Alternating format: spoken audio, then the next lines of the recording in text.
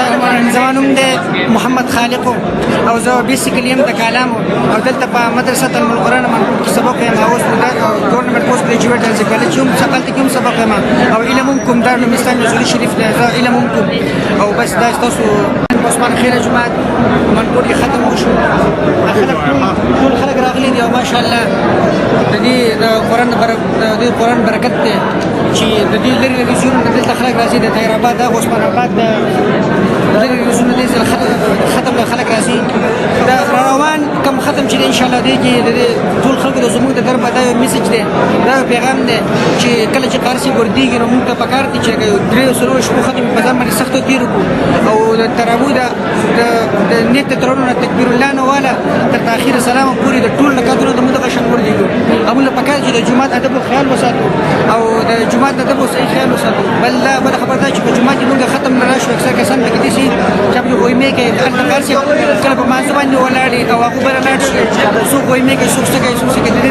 د دې په باره کې موږ د خلکو د میسج دی چې لکه داسې دې نه کوي په هر ځای کې ختم وي. ځان دې ورته په وخت ورسوو او اوس ختم وشو نو ټول خلکو بل د رمضان د میاشت دی چې روزې پکې وځي او د ګول فوکس چې کوم دی نو هغه قرآن مجید ته ورکوي، تلاوت ته ورکوي چې اصولیات نه هر سره ځان وساتي. والسلام. بسم الله الرحمن الرحیم. کتونکو ته اوریدونکو د ټول اول سلام پېښ کوم. سلام نو رسول زمون مدینه مسجد منقول جماعت چې په دې کې د ټول اول مطلب په درو سلو ورځو کې ختم کیږي. زه مفتي عبدالرحیم صاحب ډېر زیات شکرګزار یم چې هغوی موږ په درو ورځو کې ختم وکړو او زما هغه کسانو ته دا میسج دا پیغام دی چې کم کسان مطلب دا په تراویح کې امام صاحب رکوع ته کته شي هغوی بیا رکوع ته داریک دي هغوی دا چرمه کوي مطلب دا د جومات د الله کور دی په دې کې فیسبوک استعمال یوټیوب استعمال دا منه دي د الله کور دی په دې کې په الله پاک د قرآن مجید بې عزتي نه مو بلکې ځکه چې دا ګناه کفر دی او الله پاک په دې باندې ډېره سخته سزا ورکوي. نو برای مهرباني جومات په مانځه په دوران کې موبایل استعمالول منع دي. والسلام.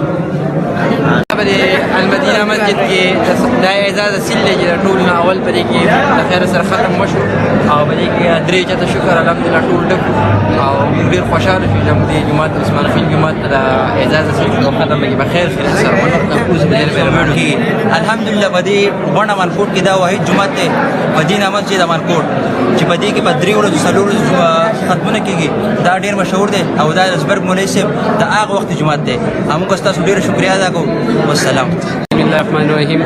دا د منقول جومات مسجد مدینه او عثمان خیل جومات الحمدلله د دې نه ډېر ښه طالب علمان چې هغه په کینیډا کې هم دي، په سپین کې هم دي، داسې په مختلف نور مسجد نبوي کې یو امام صاحب دی چې هغه زموږ د دې جومات د دې مدرسې نه فارغه شوی دی.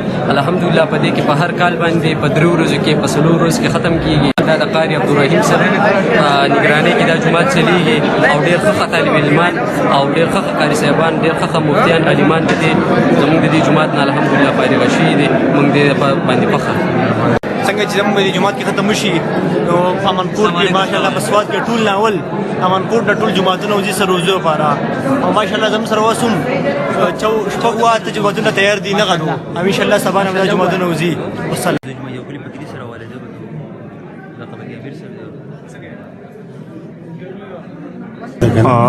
دا جو تبلیغ مهنت لپاره درې ورځې لپاره جوماتونه تیارېږي. که څوک ارزو لري سبا نه یا د جمعې نه انشاءالله جوماتونه تیار دي راځي.